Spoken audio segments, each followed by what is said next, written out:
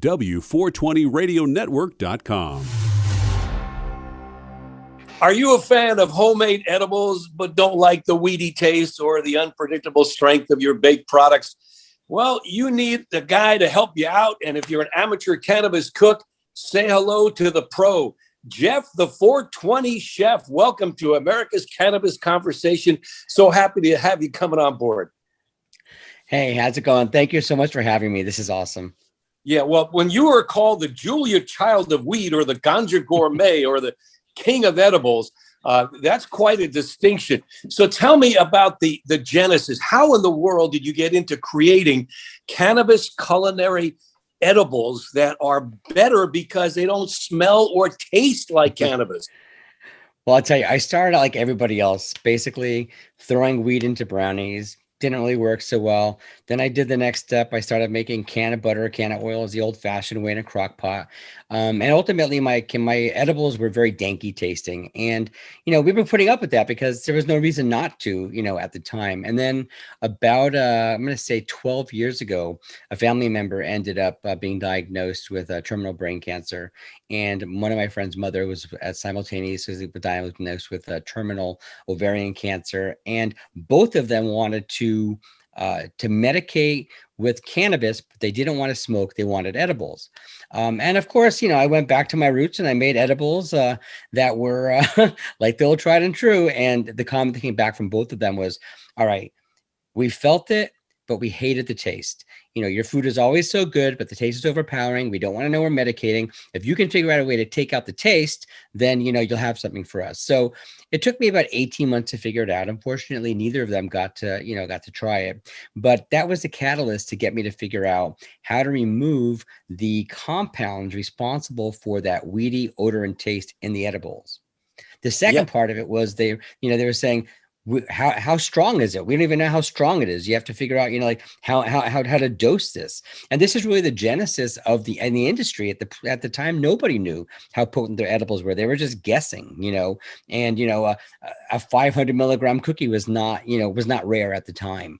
Then I figured out dosing and, what microdosing was, and ended up taking all of that and combining it into a mission for me, which was to make the cannabis edible consumption experience simple and easy for everyone.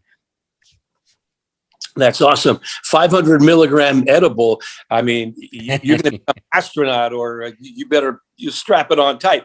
Now, the science and art of cooking is an amazing synthesis. So talk a little bit about that, because you are a chef that has combined the scientific knowledge of how to curate the cannabis in your cooking, in your edibles, but you're able to extract the odors and the flavor of cannabis, which would be a deterrent or a detriment for many. Yeah, what I realized in this process was that there were certain compounds in the plant that were causing that taste. Like anything, any herb, any spice, that there's a compound that will impart taste to food. The taste that you're tasting from cannabis, though, is the taste of the burnt off terpenes, the terpenes, flavonoids, and chlorophyll. But there's a very important component on the plant called the trichome. The trichome is the gland of the plant that houses the cannabinoids like THC or CBD if it's hemp. Well, that trichome it does not wash off in water. It's hydrophobic. However, the other compounds, there are various ways to get rid of those other compounds. What I realized was that it didn't matter what strain I used. It didn't matter if I used a strain called Forbidden Fruit, which is very fruity, or if I used a strain called Green Crack, which is very grassy. The overpowering herby flavor at the end in every edible tasted the same. So that led me down to what's the lowest common denominator. The lowest common denominator was that they're all volatile and they all burn off. And if you compare it to, for example, toast, it doesn't matter if you burn white toast, pumpernickel, or rye, okay? That black part of the toast will always taste the same, right? So I realized that the reason why we have that really weedy taste in our food is because we're burning off the chlorophyll, terpenes, and flavonoids, and that's what you're tasting. So if I could remove those compounds before I even start to make the butter and or oil, then you'll have a much better tasting product. As a matter of fact, I think you're doing the process right now. What you're doing right now is you're in the process of removing the majority of those compounds that are responsible for that herbaceous cannabis taste, because they would be burnt off in the process. Yeah, and I know you've written about it in the 420 Gourmet cookbook and the art of elevated cannabis. So you've been very prolific about it. But just for the audience here on our W420 radio network, can you give us just an overview of the process? I know you said distilled water. It's a 2 or 3 day curing process, but pick it up from there and just give us a broad brush on what you do to make it edible, taste like weed. So, broad strokes. What you want to do is you want to pull out all those compounds, or as many of the compounds as you can, from the flower before you even start working with it. So there's a few different steps you have to take. You've got to clean out, you've got to draw out the chlorophyll. You've got to evaporate off the terpenes and the flavonoids. That's the first process. And you start doing that with distilled water. Distilled water has a pH of 7. It's also clean. You don't have to worry about any heavy metals or fluorides or anything else getting into your weed. So you're going to use distilled water to remove as many of those compounds as possible. Then you're going to blanch the cannabis, which is boiling it for 5 minutes, then putting it into ice water, again using distilled water. And you should use distilled ice cubes as well. So just so you know, in this process, you're going to want to, at the end, when you blanch in boiling distilled water, and then make ice cubes out of distilled water and put those ice cubes in a bowl of distilled water. So you're keeping your distilled water cleanliness and the pH value pure throughout the entire process. And then the second most important part of the process is to dry and decarboxylate, or decarb your flower.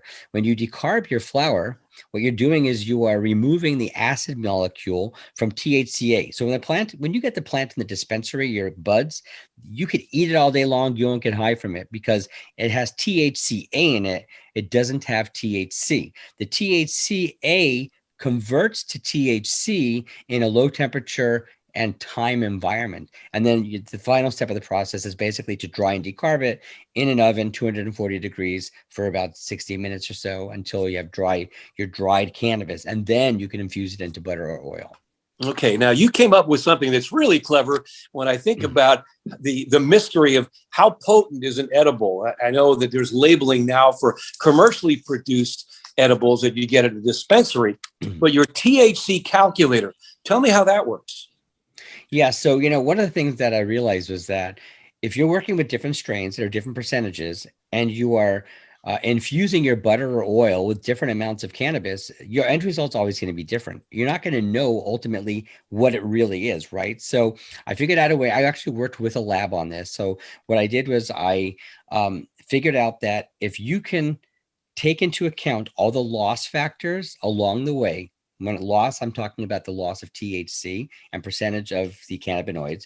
If you can calculate those along with the amount of cannabis you used, the percentage of THCA or THC in that cannabis, and the amount you used, the amount of butter or oil you used, and then how much you use in a recipe, you can figure out almost, I won't say precisely, but pretty accurately, how many milligrams of THC, for example, your edible will have, or how many milligrams will be in a teaspoon or tablespoon of your butter or oil. So once you know that information, you can properly dose your edibles. So we initially had this up as on our website as a calculator that you would have to go to the website and enter the information. We've since now converted to an app that's available on iOS and Android.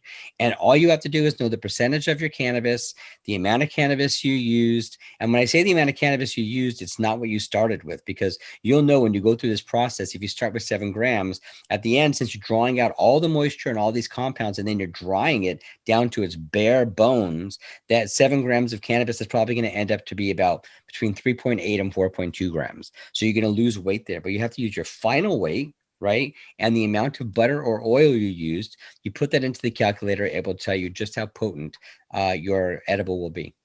Sounds like you need a PhD in chemistry, but you've broken it down beautifully. What are some of the common mistakes that amateur chefs dealing with, homemade edibles are making? And then what would you suggest to avoid those pitfalls?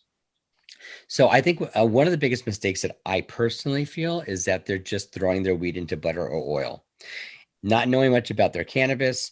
not caring whether it's outdoor or indoor, and not taking the time to realize that, like any ingredient, you have to wash it first. 99.9% of the chefs out there don't do that yet. Some of them are starting to. If you are going to go from flour to butter or oil, you have to clean your bud, because you don't know what touched that bud. But whatever is in that bud, in addition to those compounds I told you about that are responsible for the weedy odor and taste, there's also contaminants in there. I mean, if it's an outdoor grow, I mean, I just helped somebody, I taught somebody how to go through my process. They got some stuff from outdoor, and at the bottom of the jar, he saw all these tiny little caterpillars. Right. Yeah. So if you were to throw that into your butter or oil without even checking it, you would have had caterpillar butter or oil, you know? So that those are some of the contaminants that can get into that. There's also microbes and bacteria, and people are handling it, and it's going through a lot of different phases until it gets to you. Right. So you've got to clean your weed. That's one mistake that chefs don't do. Some chefs or home cooks will try to use distillate, or they'll try to use shatter or wax or some sort of concentrate. Also, not something that I suggest using unless you know exactly what you're getting, because if you do, a lot of times those might be processed, for example, with BHO, butane, right? You'll have residual solvent, or you could have residual solvents in your butter or oil. In California, we're a lot luckier because we have very clean cannabis here. However, in many other states, we don't. And you don't know what you're getting, where it's been, and you're just throwing all that into your butter oil, and you're contaminating it. Yeah, you don't want to do that. And your caterpillar will not turn into a real high butterfly when you cook it, right? That doesn't work like that. You've also come up with these great spices. I find this fascinating in your Culinary Cannabis with Jeff, the 420 chef here in the America's Cannabis Conversation. You have odorless cannabis that's tasteless too, but when you infuse it into your herbs, tell me a little bit about that. Because it's not like that at all. It's 100% cannabis, and we also have it in hemp, 100% hemp, that we've been able to not only remove all the compounds responsible for the weedy odor and taste, but through a process that we call PFM, we are able to make that cannabis assume the odor and taste of any herb or spice we want. It could be oregano, it could be rosemary, thyme, or even cinnamon, right?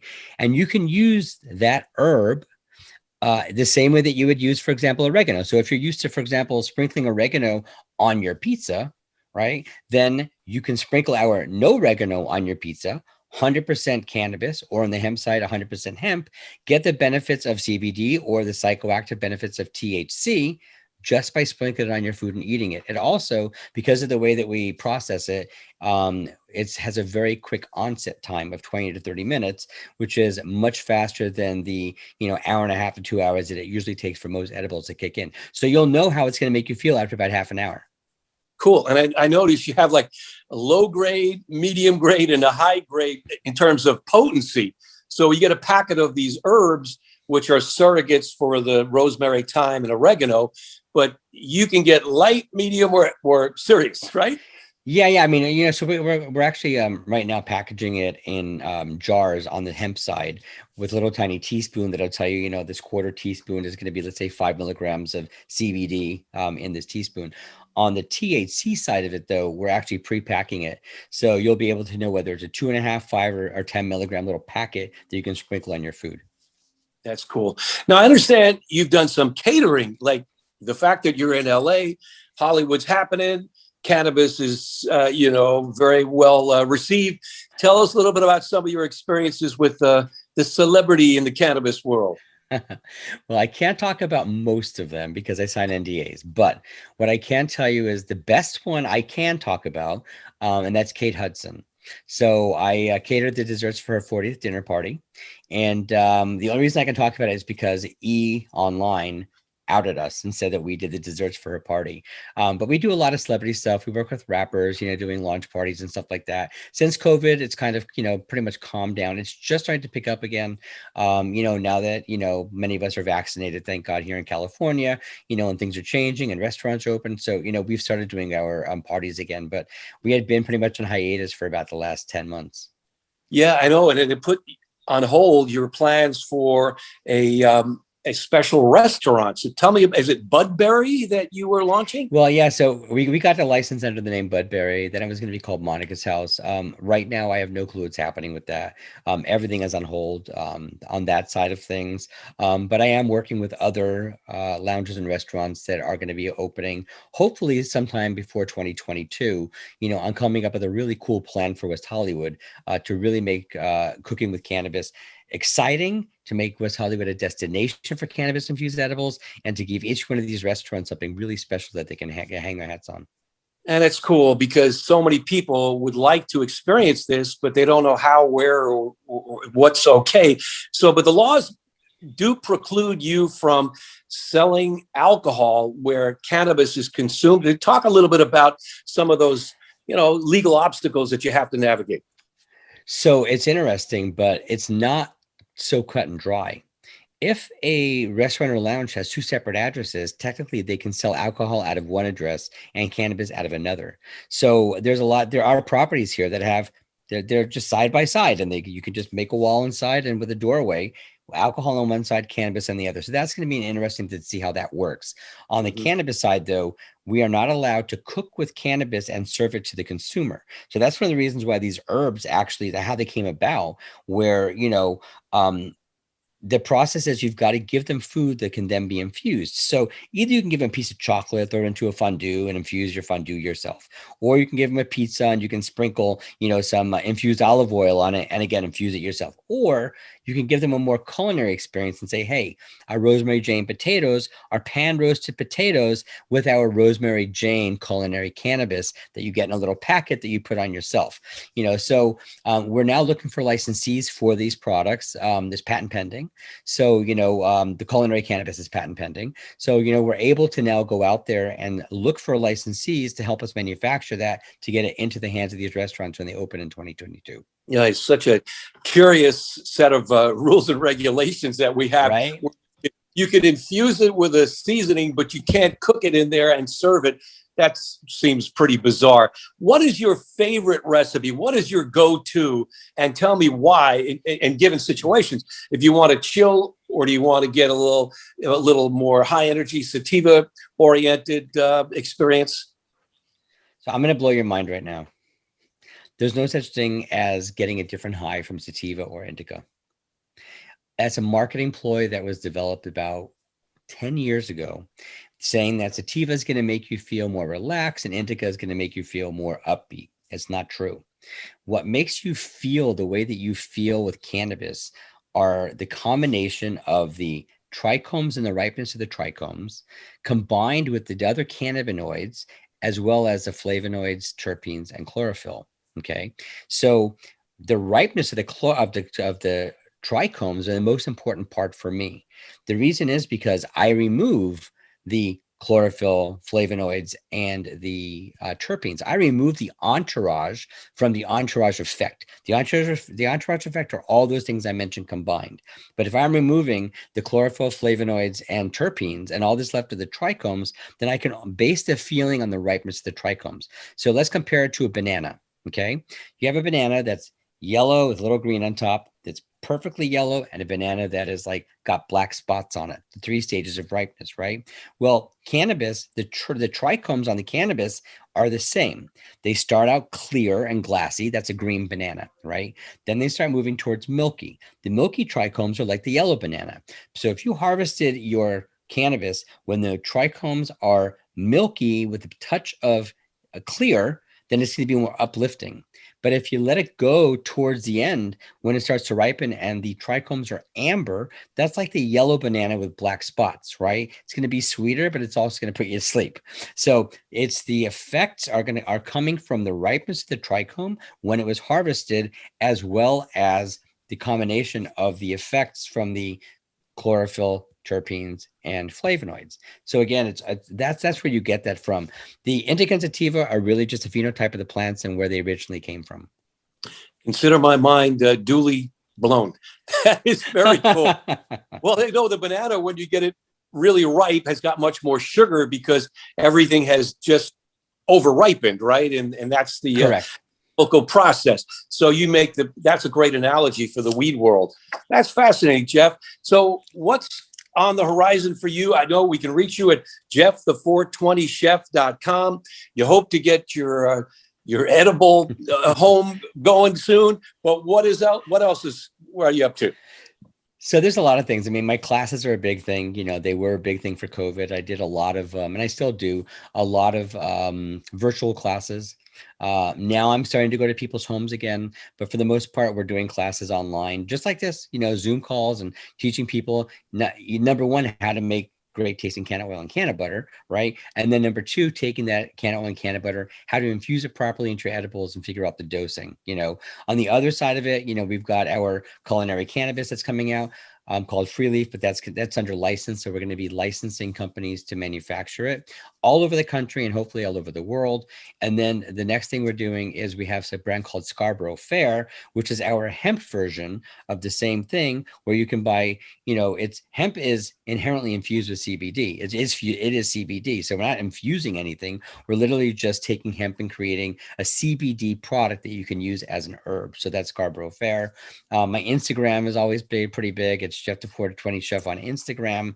And if you watch Chopped on 420, I can tell you this, I'm going to be on Chopped. I can't tell you the details of it, but I can tell you that I was on the show.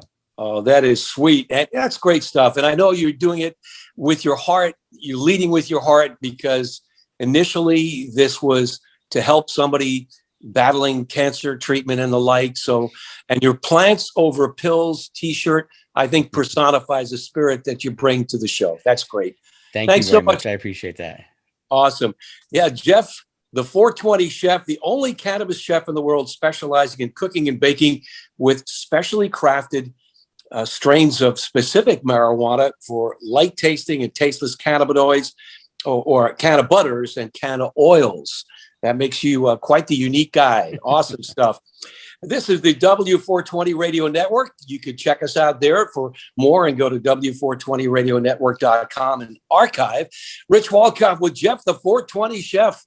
We'll be right back. W420radionetwork.com.